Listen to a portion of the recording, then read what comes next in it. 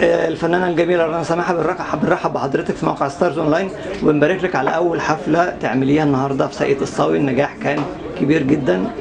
عاوزين نعرف شعورك إيه في اللحظة دي بعد انتهاء الحفلة. يعني أنا عايزة أقول لك إن النهارده من أسعد أيام حياتي، وانا جايه وانا بجهز الحفله كل حاجه كنت حاسه ان انا بجهز لفرحي، يعني مش اول حفله ليا.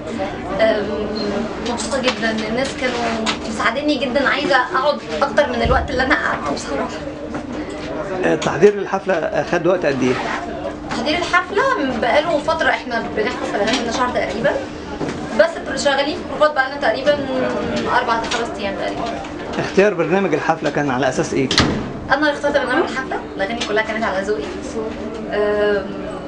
على اساس ان انا كنت حابه ان انا اغاني الناس ما سمعتهاش مني قبل كده، على اغاني في بيني وبين الناس ذكريات معينه غير الاغاني بتاعتي كده يعني. كنت متوقعه النجاح ده؟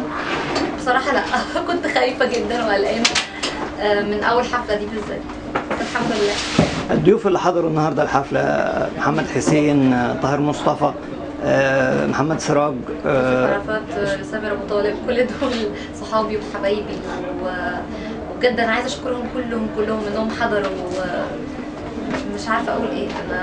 انا مبسوطه جدا ان هم حضروا. بس ما ذكرتيش اسامي مع الحفاظ ان في ناس كتير انا ما قلتش اساميهم، بس اكيد حضرتك اكتبهم برضه. اكيد.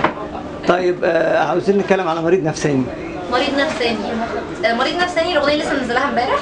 ايوه. كلمات هشام صادق، الحان محمد فخراني، توزيع اسامه عبد الهادي، ودي رابع سنجل ليا، وبتمنى تكون عجبت الناس.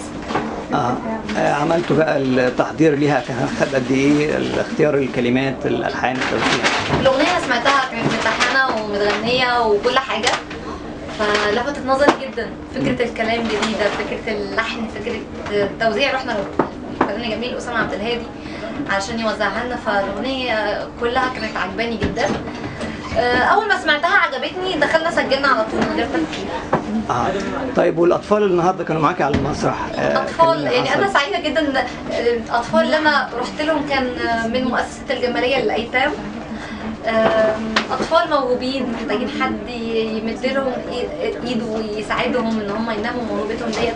فقلت ليه ما يبقاش ربنا مديني، يعني اكون انا سبب ان الناس دي تطلع على الستيج وتوري الناس موهبتها. احنا شايفين والدتك معاكي النهارده، دور والدتك ايه في حياتك؟ وفي اهم حد في الدنيا طبعا، اهم حد في الدنيا في حياتي. وفريق العمل اللي حضر للحفله او كان بيهتم بيك؟ اشكر كل الادمن اللي معايا في البيج، وكل الناس اللي بتحبني، وكل الناس اللي جنبي في كل مكان، مش سايبيني، دايما معايا في ظهري زيهم زي اهلي بالظبط. انا في ناس يعني كلهم بيرتبوا معايا للحفله من قبل، من فتره كبيره، كلهم جنبي من اول اليوم، فما حسيتش ان الواحد يلحظه بصراحه. كلمه لكل الرنوشيين زي ما يطلق عليهم. كلمه لكل الرنوشيين، عايزه اقول لهم فخوره بيكوا قوي، رافعه راسي بيكوا، وبحبكوا قد الفيل. الف شكر. شكرا لحضرتك.